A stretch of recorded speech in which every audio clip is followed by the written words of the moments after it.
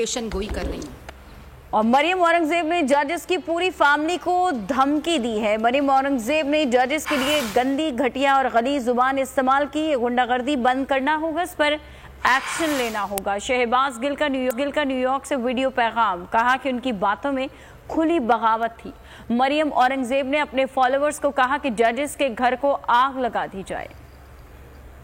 मरियम औरंगजेब साहबा ने जिस तरह की गंदी और घटिया और गलीज जुबान इस्तेमाल की है सुप्रीम कोर्ट के जजेस के बारे में, specially chief justice of Pakistan के बारे में, और खुली धमकी लगाई है उनका घर जला देने के लिए। ना सिर्फ सुप्रीम कोर्ट ऑफ पाकिस्तान को धमकी दी, बल्कि उनके बच्चों, उनकी फैमिली को धमकी थी। मरियम औरंगजेब साहबा और ये तमाम गुंडा ब्रिगेड जो है, ये जिस तरीके से अदालतों को पामाल कर रहे हैं, जिस तरीके से अदालतों की तहकीर कर रहे हैं, तो मैं ये कहूँगा कि खुली बगावत थी रियासत के कानून से, आइन से। तो इसलिए मुझे अब ये नज़र नहीं आ रहा कि कोई वजह ऐसी हो कि उनके